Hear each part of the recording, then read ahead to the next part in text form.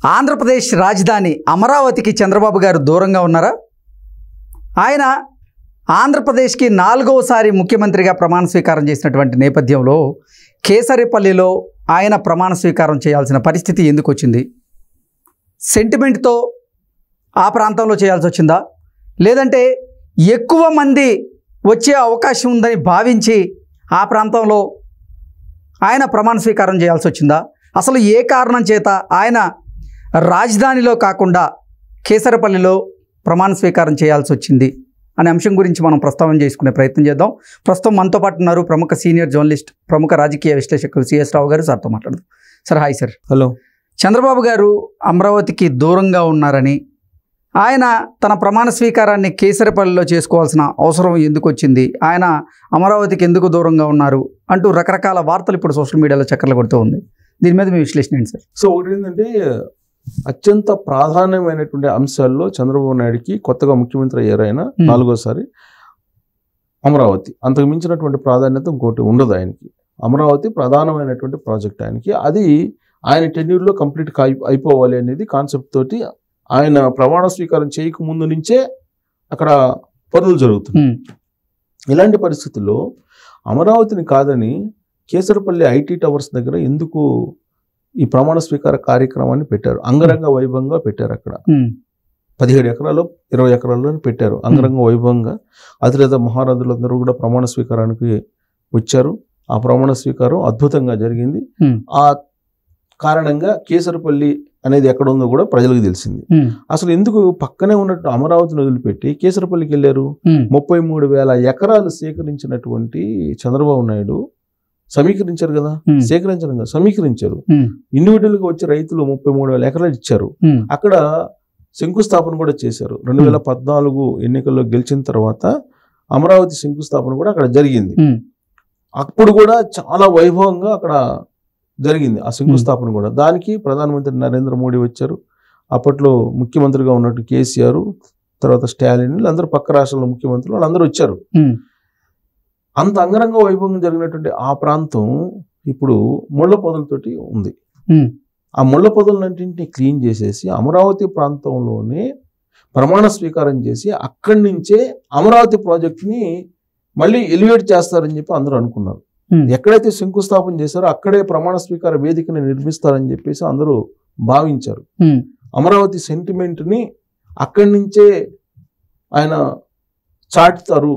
చాటి చెప్తారు నరేంద్ర మోడీకి. ఎందుకంటే నరేంద్ర మోడీ 2014లో వచ్చి శంకుస్థాపన చేసి వెళ్ళారు కాబట్టి ఆయన శంకుస్థాపన చేసినటువంటి ప్రాంతం ఏ విధంగా ఉందో ఇప్పుడు జగన్మోహన్ రెడ్డి ఏం చేశాడో అది చూపించడానికి, ప్లస్ అక్కడ గుర్తు చేయడానికి అక్కడే పెడతారు. అమరావతి ప్రాశస్త్యాన్ని ప్రాచుర్యం పొందేలా చేయడానికి, అలాగే అమరావతి ప్రాజెక్టు తనకి ప్రాధాన్యత గల ప్రాజెక్ట్ అని చెప్పి చెప్పడానికి ప్రమాణ స్వీకారాన్ని ఖచ్చితంగా అక్కడే పెడతారని చెప్పేసి అందరూ భావించారు. చాలామంది భావించారు అమరావతిలో ప్రమాణ స్వీకారం చేసి అక్కడి నుంచే శబ్దం చేస్తాడు చంద్రబాబు నాయుడు అని. కానీ కేసరపల్లి టవర్స్ నుంచి చేశాడు. కారణం ఏంటంటే సెంటిమెంట్ లేదు. ఎందుకంటే చంద్రబాబు నాయుడు సెంటిమెంట్లకు పెద్ద ప్రాధాన్యత ఇవ్వడు. ఆయన కష్టాన్ని నమ్ముతుంటాడు ఆయన ఎప్పుడు కూడా. అందువల్ల సెంటిమెంట్లకు ఆయన పెద్దగా ప్రాధాన్యత ఇవ్వరు.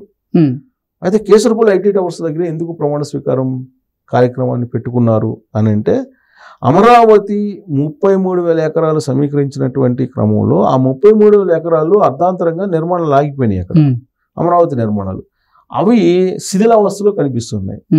1, 2 మొత్తం ముళ్ళ పొదలు ఉన్నాయి అక్కడ. తర్వాత ఈ కరెంటు తీగలు కానీ లేదంటే ఆ డస్ట్ కానీ అంతా అక్కడే ఉంది. సో అక్కడ ఈ 17 ఎకరాలను లేదా 20 ఎకరాలను క్లీన్ చేయడానికి టైం పడుతుంది. 1, 2 ఇప్పుడు వీళ్ళందరూ వస్తున్నారు విమానంలో. గన్నవరం ఎయిర్పోర్ట్లో అయితే దిగుతారు. గన్నవరం ఎయిర్పోర్ట్ నుంచి ఇక్కడ రావాలంటే కనుక కొంత రోడ్డు మార్గం కూడా కరెక్ట్గా లేదు, ఇన్ఫ్రాస్ట్రక్చర్.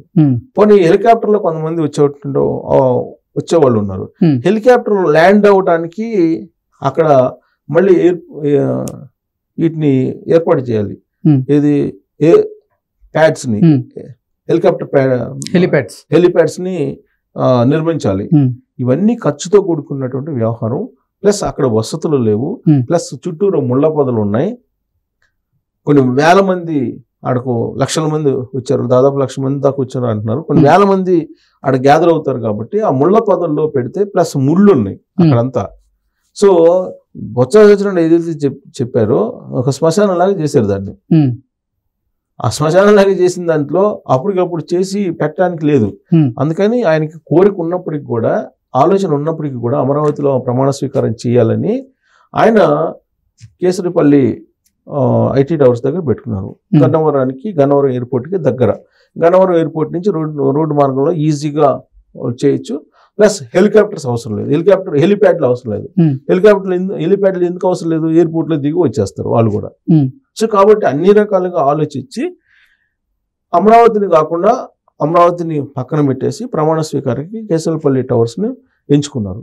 ఈ ఇష్యూని అసలు కేసరపల్లి ఎందుకు పెట్టారు, ఆయనకి సెంటిమెంట్ ఉంది, లేదంటే ఆయనకు వాస్తు ఉంది, లేదంటే అది అమరావతి కలిసి రాలేదు, ఆయన శంకుస్థాపన చేసిన తర్వాత ఆయన ఓడిపోయారు ఘోరంగా, ఆ సెంటిమెంట్ కారణంగా ఆయన ప్రమాణ స్వీకారం చేయట్లేదు. గతంలో నాగార్జున సాగర్ యూనివర్సిటీలో చేశారు, యూనివర్సిటీ దగ్గర. ఆ యూనివర్సిటీ దగ్గర చేసిన వాళ్ళు ఎవరు కూడా పరిపాలన సక్రమంగా చేయలేకపోయారు. ఇవన్నీ సెంటిమెంట్లు ఉన్నాయి. బట్ ఈ సెంటిమెంట్లు ఏవి కాదు, కేవలం మౌలిక సదుపాయాలు అక్కడ లేవు కాబట్టి, రోడ్డు సదుపాయాలు లేవు కాబట్టి అమరావతికి వెళ్ళడానికి అక్కడ ఉన్నటువంటి ముళ్ళ పొదల్ని ఇప్పటికిప్పుడు క్లియర్ చేసేటువంటి అవకాశం లేదు కాబట్టి, తక్కువ సమయం ఉంది కాబట్టి, ప్లస్ రోడ్డు మార్గాన్ని కూడా అప్పటికప్పుడు ఏర్పాటు చేయడానికి లేదు కాబట్టి, ఈవెన్ సీడ్ క్యాపిటల్లో ఉండేటువంటి మెయిన్ రోడ్స్ని కూడా చిందరవందర చేసింది జగన్మోహన్ రెడ్డి ప్రభుత్వం. అక్కడ ఉన్నటువంటి గ్రావెల్ని కూడా తోడుకోబోయింది, అక్కడ ఉన్నటువంటి ఇనుమును కూడా తీసుకెళ్ళిపోయింది. ఇలాంటి పరిస్థితుల్లో గందరగోళం చేసినటువంటి పరిస్థితుల్లో దాన్ని అందరినీ కూడా ఒక వారం 10 రోజుల్లో క్లియర్ చేసే పరిస్థితి లేదు కాబట్టి కేసరపల్లి ఐటీ టవర్ దగ్గర పెట్టుకొని అక్కడ ప్రమాణ స్వీకారం చేశారు. ఇంతకు మించి దాంట్లో సెంటిమెంట్ లేదు. కానీ దీన్ని జగన్మోహన్ రెడ్డికి సంబంధించిన మీడియా, సోషల్ మీడియా కానీ, లేదంటే వాళ్ళ నాయకులు కానీ, కార్యకర్తలు కానీ సెంటిమెంట్కి పోయి అమరావతిలో పెట్టలేదు, మేము అందుకే అమరావతిని వద్దన్నాం, ఇలాంటివన్నీ మళ్ళీ స్టార్ట్ చేశారు. సో అమరావతిలో ఆయన ప్రమాణ స్వీకారం చేయాలనుకున్నాడు, కానీ చేయలేకపోయాడు ఈ కారణం చేత. కానీ ఆయన ప్రమాణ స్వీకారం చేసిన తర్వాత డైరెక్ట్గా తిరుమల వెళ్ళారు. తిరుమల వెళ్ళి శ్రీవారిని దర్శించి చేసుకొని ఆయన అక్కడి నుంచి వచ్చి సచివాలయానికి వెళ్ళారు. అమరావతిలో ఉండేటువంటి సచివాలయానికి వెళ్ళారు. అమరావతిలోని సచివాలయానికి వెళ్ళి అక్కడ రివ్యూ మీటింగ్ అధికారులతో పెడుతున్నారు. జగన్మోహన్ రెడ్డి ముఖ్యమంత్రిగా ఉన్నాడు, ఇప్పుడు సచివాలయానికి వెళ్ళలేదు. ఏదో 1-2 సందర్భాలు ఫుల్ సెక్యూరిటీతో, భారీ సెక్యూరిటీతో వెళ్ళారు తప్ప మామూలుగా ఎప్పుడు సచివాలయానికి వెళ్ళి రివ్యూ మీటింగ్ అధికారులతో పెట్టినట్టు దాఖలాలు లేవు. కాబట్టి అమరావతిలో ఉన్నట్టు సచివాలయానికి వెళ్ళారు కాబట్టి అలాంటి సెంటిమెంట్ ఆయనకి లేదు. అమరావతి ప్రాజెక్ట్ అనేది ఆయన కలల ప్రాజెక్టు. పోలవరం నిర్మాణం అనేది ఆయన విజన్, ఆయన ఎయిమ్.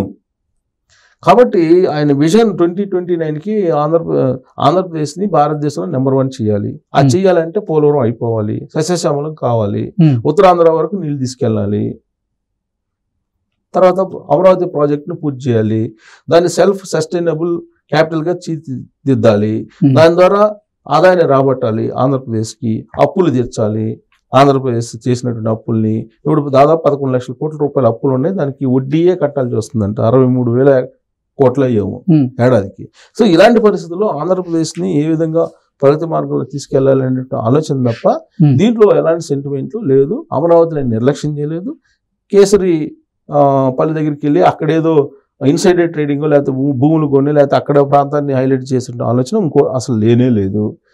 కేవలం ఇక్కడ అమరావతిలో ఇన్ఫ్రాస్ట్రక్చర్ లేదు, అక్కడ ముళ్ళ పొదలు ఉన్నాయి, అక్కడ సదుపాయాలు లేవు కాబట్టి ఆ హెలికాప్టర్లు వచ్చి ల్యాండ్ అవడానికి కానీ, లేదా రోడ్డు మార్గంలో గన్నవరం నుంచి అక్కడ రావడానికి, చేరుకోవడానికి కానీ వీళ్ళందరూ అమిత్ షా, కేంద్ర హోంశాఖ మంత్రి, ప్రధానమంత్రి నరేంద్ర మోడీ, నడ్డా వీళ్ళందరూ వచ్చారు కాబట్టి అతిరథ మహారాజులు వాళ్ళందరికీ సౌకర్యవంతంగా ఉండేలాగా దాన్ని పెట్టారు. సో అమరావతిని నిర్లక్ష్యం చేయలేదు. ఆయన main project Amaravati. Okay sir, thank you.